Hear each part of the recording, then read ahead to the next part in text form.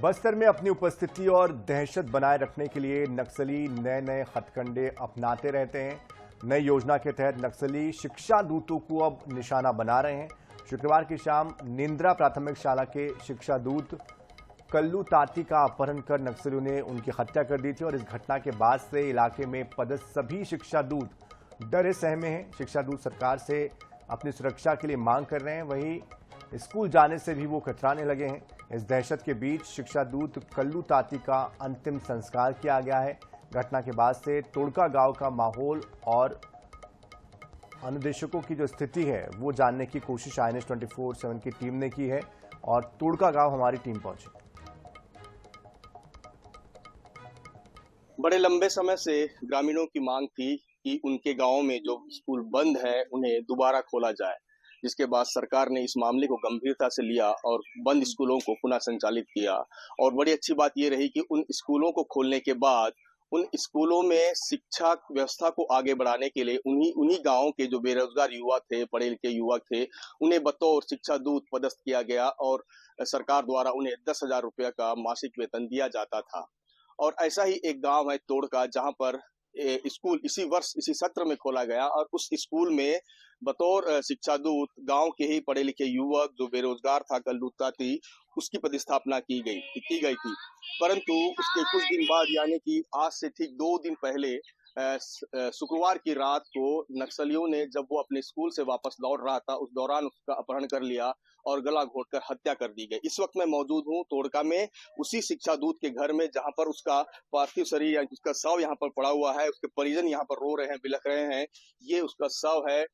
आज लगभग दूसरा दिन है और कुछ देर बाद इनका अंतिम संस्कार किया जाएगा। परंतु सवाल अब भी वही है कि क्यों शिक्षा व्यवस्था को आगे बढ़ाने वाले उन शिक्षा दूतों की हत्या की जा रही है, जिनके सर पर इस बात की जिम्मेदारी है कि वो गांव के उन निरक्षर बच्चों को जो स्कूल नहीं गए हैं उन्हें स्कूल लाकर उन्हें शिक्षा देने में लगे हुए हैं, शिक्षा व्यवस्था को आगे बढ़ाने में लगे हुए हैं, शिक्षा से जोड़ने में लगे हुए हैं। जबकि नक्सलियों की भी यही मांग थी कि जो बंद स्कूल हैं उन स्कूलों को खोला जाए, उन गांव में बुनियादी सुविधाएं मुहैया कराया जाए जहां पर बुनियादी सुविधाएं नहीं है। और जब इन व्यवस्थाओं को आगे बढ़ाया जा रहा है तो आखिर ऐसी क्या स्थिति आ गई कि उन शिक्षा दूतों की हत्याएं की जा रही हैं, जो शिक्षा दूत विपरीत परिस्थिति में उन गांवों में बच्चों को शिक्षित करने में लगे हैं, जो गांव पिछले लगभग 25 सालों से शिक्षा व्यवस्था से दूर थे। इस वक्त हमारे साथ जिस कल्लू ताती की हत्या नक्सलियों ने की है उनके परिजन भी मौजूद हैं। ये उनके पिता है, बाबा ना, इनके पिता है, ये उनकी माँ है, आप, ये उनकी बहन है, भाई है।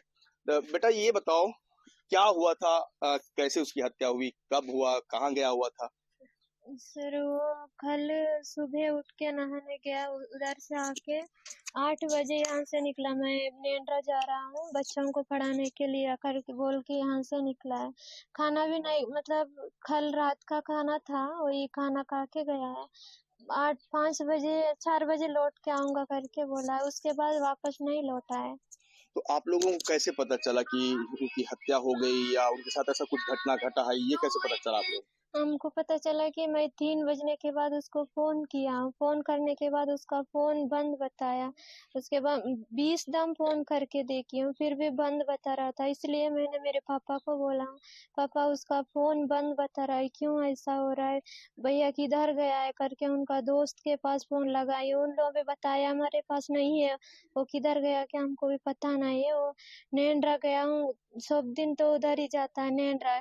हम सोचे वही होगा करके हम सोचे थे। रात होने के बाद भी उसका फोन बंद बता रहा था, इसलिए हमको डाउट आया कि कोई पकड़ लिया होगा करके। तो आप लोगों को कैसे पता चला कि उसको नक्सली ले गए या उसकी हत्या हो गई, कौन बताया आपको? हमको पता है वो लोग मारे हैं, वो लोग पकड़ लिए करके, हमको नहीं पता था। मतलब हमको डाउट था कि उधर थोड़ा जंगल है, हो सकता है उन्हीं लोग पकड़े हैं करके। इसलिए हमारा पापा और मम्मी सुबह उठ के गए हैं, जाने के बाद उसका डेड बॉडी रास्ता में था। लेकिन निश्चित तौर पर जिस तरीके से शव रास्ते में था, परिजन परेशान थे, लगातार रात भर उसकी तलाश कर रहे थे, परेशान थे। उसके बाद जब इन्हें पता चला तो जब वो तलाश करने गए तो उसका शव जो है रास्ते पर, उनके भाई भी हैं, उनसे भी जानना चाहेंगे। भैया कैसे क्या हुआ, आपको क्या कुछ जानकारी है? क्योंकि वो तो लड़की है, वो ज्यादा वो तो नहीं बता पाएगी, आप तो लड़के हो, भाई हो। जी, मुझे नहीं पता सर, क्या से ऐसा किया कि पता नहीं, ऐसे वहाँ रास्ते में फेंक दिए थे मारपीट करके सर।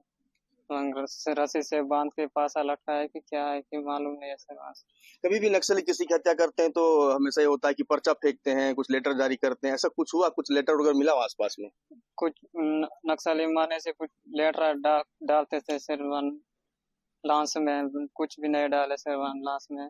तो देखिए, अब भी एक संशय का विषय ये है कि इस शिक्षा दूत की हत्या नक्सलियों ने की है या कोई और की है, परंतु जो हत्या का जो तरीका है, जिस तरीके से गला घोंट कर उसकी हत्या की गई है, तो प्रथम दृष्टया जो है पुलिस भी इस मामले में जांच कर रही है, परंतु जिस तरीके से हत्या की गई उसे यही लग रहा है कि नक्सलियों की हत्या की है। इसके अलावा हमारे साथ में इसमें यहाँ पर जो है कुछ शिक्षा दूत भी यहाँ पर आए हुए हैं, हम उनसे भी जानने की कोशिश करेंगे। भाई, कोई शिक्षा दूत है जो बात करेगा? शिक्षा दूत भी है, चूंकि ये लोग ऐसे इलाकों में शिक्षा व्यवस्था को आगे बढ़ाने में लगे हुए हैं जहां पर कोई शिक्षक जाने की कोशिश तक नहीं करता, कोई कर्मचारी पहुंचता नहीं है। नक्सलवाद के नाम पर अधिकांश विभाग के जो लोग हैं उन इलाकों में नहीं पहुंच पाते हैं, वैसे इलाकों में ये जो शिक्षा दूत हैं इस समय शिक्षा की व्यवस्था को आगे बढ़ा रहे हैं। भाई, क्या नाम है आपका? सर, मेरा नाम बिजू प्रधान है।